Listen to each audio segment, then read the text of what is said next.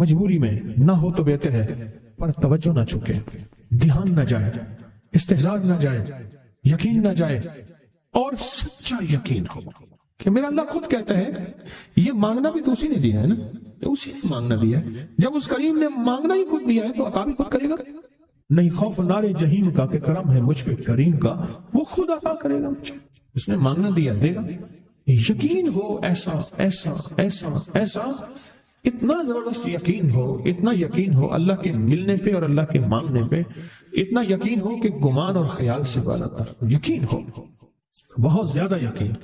یاد رکھیے گا میری بات، میری طرف دیکھتے رہیں، یاد رکھیے گا جس کو ملا ہے یقین کی طاقت میں ملا ہے، اور جس سے چھنا ہے بے یقینی نے اس سے سب کچھ چھین لیا، بے یقینی نے اس سے سب کچھ چھین لیا۔ جس کو ملا ہے یقین کی طاقت سے ملا ہے، یقین ہو کہ میں کر رہا ہوں اور اللہ مجھے دے دے گا۔ کہا کہ کیسا یقین ہو؟ کہا جیسے بکری کے تھن دودھ سے بھرے ہوئے اور میں کہوں کہ میرے ہاتھ سے دباؤں گا اور دودھ نکلے گا، اس سے زیادہ یقین۔ اور کہا کس سے زیادہ یقین؟ کہا کہ ایک بڑا نوٹ ہو اور بڑا نوٹ کے اندر جو ہے ایک آنے کی چیز آنی ہے، تو میں کہوں گا اس سے تو اس کی نوٹ کے اندر تو ہزاروں آنے ہیں، اور میں ایک آنے کی چیز، ایک ٹکے کی چیز لوں گا اور میرا کام بن جائے گا، اس سے زیادہ یقین ہو۔ اور اس سے کہیں زیادہ یقین ہو کہ سخت پیاس ہے اور میں پانی کو دیکھوں اور پانی کو دیکھتے ہی مجھے یقین ہو کہ اس سخت پیاس میں میرا پیاس بجھ جائے گی، پیٹ بھر جائے گا، اس سے کہیں زیادہ یقین ہو۔ میں پھر بھی یقین کو نہیں سمجھا سکا، علم بھی محدود ہے، الفاظ بھی میرے پاس محدود ہیں، اس سے کہیں زیادہ یقین ہو، اس سے کہیں زیادہ یقین اور بہت زیادہ یقین۔ اتنا یقین کیا خیال ہے آپ چاہیں گے اپنی نسلوں کے لیے بخت، رزق، نصیب اور مقدر منوا لیں؟ کیا خیال ہے؟ وہ بڑا کریم ہے۔ میں نے ابھی نہیں بتایا کہ قرآن کا واقعہ سنایا، حضرت موسیٰ اور خضر علیہ السلام کا قرآن کا واقعہ سنایا کہ ان کی 7 نسلوں کا جو ابا تھا نا، وہ 7 نسلوں میں پہلے والا ابا، دادے کے دادے کے دادے کا دادا، وہ نیک تھا، وہ دعائیں مانگتا تھا، وہ اللہ کے ساتھ تعلق میں تھا، اس کا تقوی تھا، وہ اس کی نیکی کا اثر، اس کی نیکی کا اثر، اس کی نیکی کا اثر نسلوں میں منتقل ہوا، نسلوں میں منتقل ہوا۔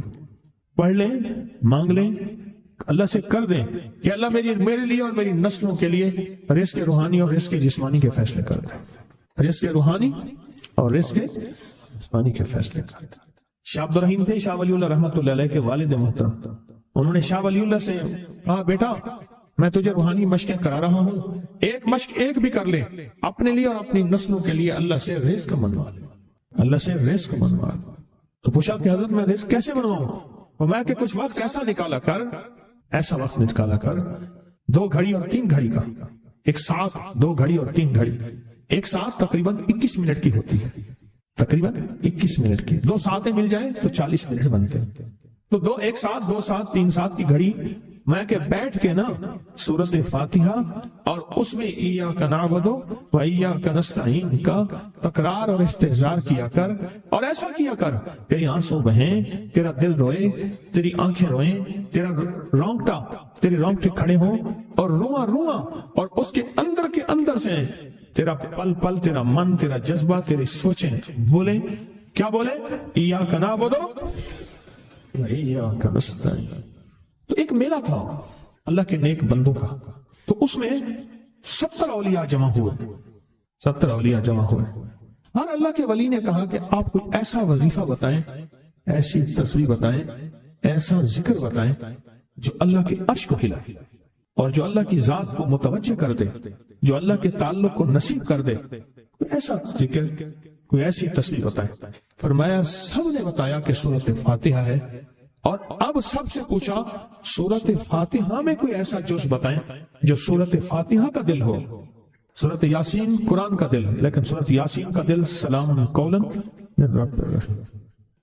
ہر سورت کے اندر اللہ پاک نے کچھ نعمتیں، کچھ نقطے رکھے ہیں، تو فرمایا سورۃ فاتحہ کا دل، تو میلے میں جتنے بھی اولیاء 70 بیٹھے تھے سب نے کہا کہ اگر سورۃ فاتحہ کا دل پانا ہے تو وہ صرف کیا ہے؟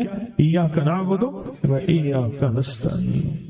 اس کا مفہوم عام سادہ سے یہ ہے کہ مولا غلامی تیری، در کسی اور کا۔ جب غلام تیرے ہیں، منگتے تیرے ہیں، بھکاری تیرے ہیں، محتاج تیرے ہیں، پھر در بھی تیرا ہے، پھر در بھی تیرا ہے، اور کسی کا در مولا نہیں ہے، پھر در بھی تیرا ہے۔ تیرے در کے ہم محتاج، تیرے بر کے ہم غلام ہیں۔ تو میں نے اس سے کہا کہ یہ وظیفہ کر، سارا دن پڑھی یا کنا ہو دو اور کام بھی کرتا رہے، وضو بے وضو چلتا بھی رہے، یہ پڑھتا بھی رہے، پڑھتا بھی رہے، پڑھتا بھی رہے، چند دن چند ہفتے یہ عمل کر، اور رات سوتے ہوئے سورۃ فاتحہ پوری کر 40ویں، اور پھر درود پاک پڑھتے پڑھتے سو جا۔ 70 اولیاء نے فرمایا کہ جو بندہ یہ وظیفہ پڑھے گا اللہ کا عرش ہل جاتا ہے اور فرشتوں میں کوہرام مچ جاتا ہے، اور فرشتوں میں اللہ کی بارگاہ میں فریادیں ہوتی ہیں کہ یا اللہ یہ بندہ ہے اور اس نے یہ عمل کیا ہے، یہ وظیفہ کیا ہے، اور ابھی تک اس کی دعا قبول نہیں ہوئی، یہ مانگا ہے ابھی تک دعا قبول نہیں ہوئی۔ فرشتوں میں یہ کوہرام مچ جاتا ہے۔ ایک اللہ کے دوست تھے، سوتے سوتے ایک دم اٹھ بیٹھے، اٹھنے کے بعد وجدانی کیفیت کے ساتھ جو ہے یہ وظیفہ پڑھنے لگے۔ تو کسی نے پوچھا کہ حضرت کیا ہوا؟ فرمایا میں نے دیکھا کہ اللہ کے عرش کے نیچے جنتی ہیں اور وہ ٹہل رہے ہیں، اور سب کی زبان پہ یہی وظیفہ ہے، ایاک نعبد و ایاک نستعین، سب کی زبان پہ یہی وظیفہ ہے۔ جس نے عامل کامل بننا ہے، اس نقش کو لپیٹ کے آٹے میں وہ کسی دریا اور بہتے پانی میں جہاں مچھلیاں ہوں وہاں ڈالے، عامل کامل بن جائے گا۔ یہ جو بے زبان ہے نا پرندے، ان بے زبانوں کی زبان ہم نہیں سمجھ سکتے، ان کی نہ بد دعائیں سمجھ سکتے ہیں نہ ان کی دعائیں سمجھ سکتے ہیں، لیکن یاد رکھیے گا اس کی زندگی میں بڑے تجربات ہیں۔ یہ بے زبانوں کے ساتھ جس نے بھی دوستی کی یا جس نے بھی دشمنی کی، بے زبانوں کے ساتھ اس کا معاملہ کچھ انوکھا ہوا۔ جس نے بھی دوستی کی اور جس نے بھی دشمنی کی، بے زبانوں کے ساتھ۔ یہ جو آپ نے نقش یار غار، نقش یار مزار، یہ بے زبانوں کو آپ دیتے ہیں آٹے میں، تو بے زبان جو آپ کے لیے دعائیں کرتے ہیں اور آپ کی فریادیں اللہ کے پاس لے جاتے ہیں، اس کی وجہ وہ بے زبانوں کو نقش کے ساتھ غذا دے رہا۔ آپ اس نقش کے ساتھ بے زبانوں کو غذا دے رہے ہیں۔ نقش یار غار، نقش یار مزار، یہ لکھا، لکھنے کے بعد اس کو پانی میں دھویا، اور دھونے کے بعد اس کو پانی میں دھویا اور دھونے کے بعد اس کا آٹا گوندا۔ تو ایسے کرتے ہیں، ہاں جی ایسے کرتے ہیں۔ اس کے بعد آٹے کو کیا کرتے ہیں؟ پرندوں میں رکھ، اور وہ پرندے کھاتے ہیں، اور جو پرندے کھاتے ہیں، علامہ زمخشری تھے، ٹانگ سے لنگڑے تھے۔ کسی نے پوچھا تیری ٹانگ کیا ہوا؟ کب چھوٹا سا تھا میں نے ایک چڑیا کو پکڑا، چڑیا کو پکڑ کے اس کی ٹانگ میں دھاگا باندھ دیا، اور اس کو دھاگے سے میں نے باندھ دیا۔ اڑنے کی کوشش کرتی تھی، دھاگے کی وجہ سے نہیں اڑ سکتی تھی۔ اس نے جو اڑنے کی کوشش کی، اس کی ٹانگ ٹوٹ گئی، اس کی ٹانگ ٹوٹ گئی، اور کہا ادھر اس کی ٹانگ ٹوٹی، ادھر میرے ساتھ حادثہ ہوا، میری ٹانگ ٹوٹ گئی۔ اس کی ٹانگ تو جڑ گئی ہوگی، میری نہ جڑی، اور ساری زندگی کے لیے میں لنگڑا ہوں۔ اور وہ زمخشری کہتے تھے، لوگوں کو پکار پکار کے کہتے تھے، لوگوں خیال کرنا، ان بے زبانوں کے انتقام سے بچنا، ان بے زبانوں کی بد دعاؤں سے بچنا۔ اور ایک اور بھی کہتے تھے، لوگوں ان بے زبانوں کی دعائیں بھی بڑا کام کرتی ہیں اور بد دعائیں بھی بڑا کام کرتی ہیں۔ بے زبانوں کی دعائیں، یہ جو نقش ہے جو سال کے بعد ہم عمل کر رہے ہیں، یہ نقش سارا سال ہر اسلامی مہینے کی 22 تاریخ کو لکھیں، اور لکھنے کے بعد اس کو زرد کے رنگ سے، زعفران سے یا کسی گھلنے والی سیاہی سے لکھنے کے بعد اس نقش کو آپ آٹے میں گوندیں اور پرندوں کو دے دیں، پرندوں کو دے دیں۔ کچھ راز ایسے ہیں جہاں پڑے ہیں وہاں ہم تلاش نہیں کرتے، جہاں نہیں پڑھے سارا دن وہیں سر مارتے۔ سچ پوچھیں، نوکری میں، مل میں، فیکٹری میں، دکان میں، دفتر میں، زمین میں، زراعت میں، تجارت میں نہیں پڑھا، لیکن اس کو چھوڑنا نہیں ہے۔ اسلام نے رہبانیت نہیں سکھائی، اس کو چھوڑنا نہیں ہے، لیکن پڑھا یہاں نہیں، پڑھا ہے عرشوں پہ اور آسمانوں پہ ہے۔ سچ ہے، جہاں پڑھا ہے وہاں تلاش کا کوئی راستہ اختیار نہیں کرتے۔ مجھ فقیر کی یہ کوشش ہے جہاں یہ رزق پڑا ہے وہاں سے تلاش کے راستے اختیار کریں اور اس تلاش کے راستوں کے کوئی راہیں دیں ایک دوسرے کو، میں آپ کو دوں، آپ مجھے دیں، میں بھی سیکھنے والا ہوں۔ یہ نقش یار غار یار مزار یہ تلاش کا راستہ ہے۔ اس کے جو نورانی الفاظ ہیں، اس کے جو روحانی الفاظ ہیں، یہ آپ گھولیں گے، گھول کے آٹے میں گوندیں گے اور پرندوں کو دیں گے، اور پرندے ہواؤں اور فضاؤں میں ہیں، اور کوئی پرندہ ایسا نہیں جو اللہ کا ذکر نہ کرتا ہو، اللہ کی تسبیح نہ کرتا ہو، اللہ کو یاد نہ کرتا ہو۔ کیوں؟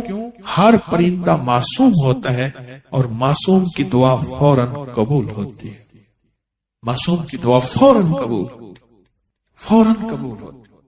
ایک بادشاہ تھا، بہت نیک دل بادشاہ تھا، یہ واقعہ سننے کا ہے۔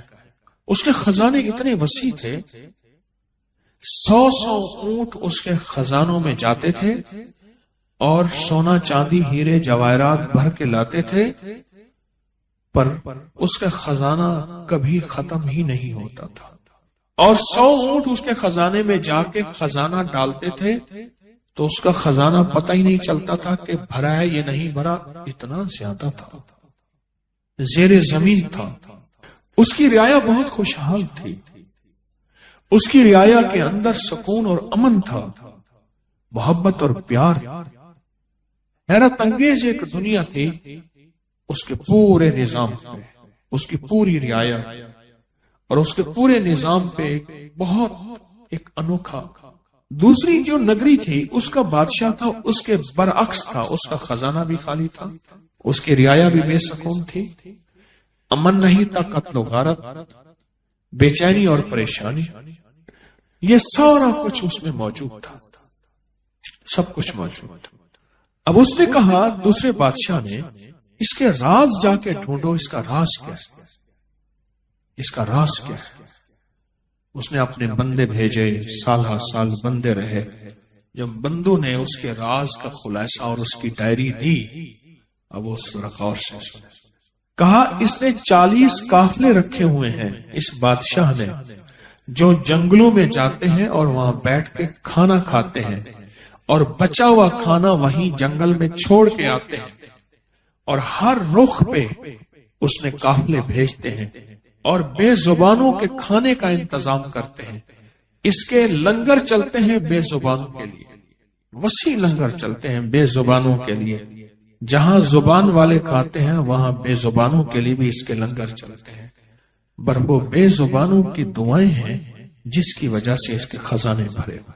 یہ جو نقش یار غار، نقش یار مزار، یہ نقش ہے نا، اس نقش کو لکھ کے پرندوں کو اس کا آٹا کھلا دیا، ہر مہینے لکھ دیں، مہینے میں ایک دفعہ آپ کا جی چاہے روز ایک نقش لکھیں، اور روز نقش لکھ کے آپ پرندوں کو آٹا دیں، اور اس لکھتے ہوئے اپنی فریادیں بھی ساتھ لکھتے ہیں۔ اللہ میری یہ مرادیں ہیں، اللہ یہ میری میں مشکلیں ہیں، یا اللہ میری یہ ناکامیاں ہیں، یا اللہ میری یہ پریشانیاں ہیں، تو اپنے غیب کے خزانے سے مجھے عطا کر دے۔